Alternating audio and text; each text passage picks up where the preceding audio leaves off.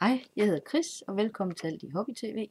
I dag skal vi lave en pindgris, eller pindsvin, som det her, der kan holde farver. Den er jo meget sjov, som holder ind på et børneværelse.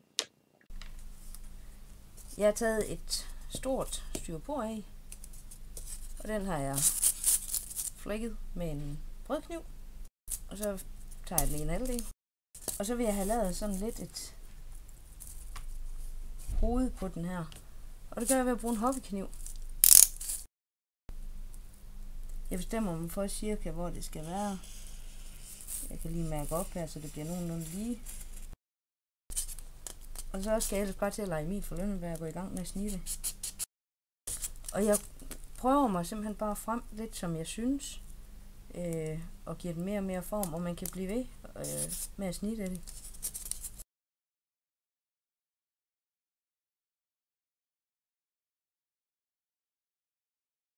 Så er jeg egentlig godt tilfreds med den. Så skal jeg lave nogle huller til mine farver eller blyant, eller hvad jeg nu vil have i den. Og det gør jeg simpelthen med en ganske almindelig blyant. Jeg prikker simpelthen bare ned, hvor jeg synes, der skal være huller.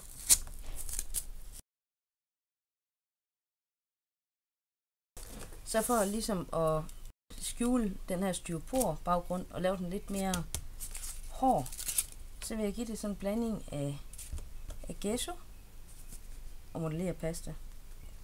Og det blander jeg lige her. Det er cirka halv om halv, det er ikke så vigtigt.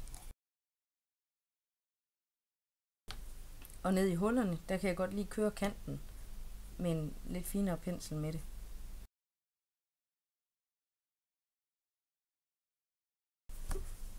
Nu skal han tørre. Nu er han tør, og så har jeg faktisk lige givet ham en tur nedenunder os. Og så skal vi lige tjekke, om hullerne de er, som de skal være. Det gør jeg bare med en farveblyant. Jeg simpelthen lige prøver at stoppe i. Sådan. Så er det en god idé lige at give ham en lille tur løs hånd med sandpapir. Så skal han have noget maling. Og jeg har valgt 2 grønne farver af det her Fantasy og Hobby maling. Og jeg vil lave ligesom med ham en lys farve og en mørkere farve på kroppen. Så jeg starter med en lyse.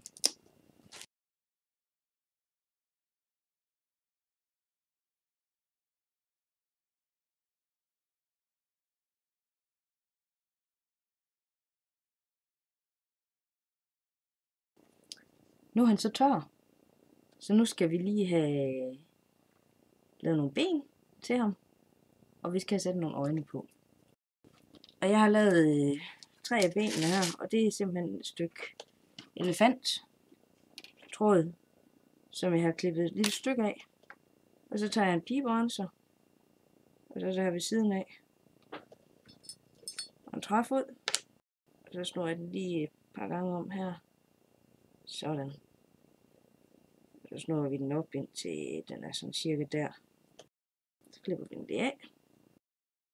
Og så får den lige en klat lim ned her. Sådan. Skal det lige have lov at hærde. Men så er benene i hvert fald klar. Og imens så kan jeg jo så lime øjen på ham. Jeg bruger universal lim, det er en smagssag. Benene dem finder jeg ud af cirka hvor jeg vil have. Og så stikker jeg simpelthen bare dem op i.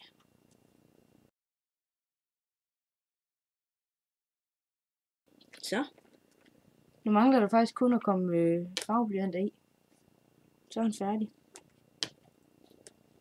Så har han fået farverne i som pigge. Så nu er han klar til at være holder for dem. Ind på et børneværelse. Eller et andet sted. Og så vil jeg gerne sige tak, fordi I brugte tid på Alt i Hobby TV. Og jeg glæder mig til at se jer igen. Og indtil da, så er der flere gode idéer på altihobby.dk. Tak for nu.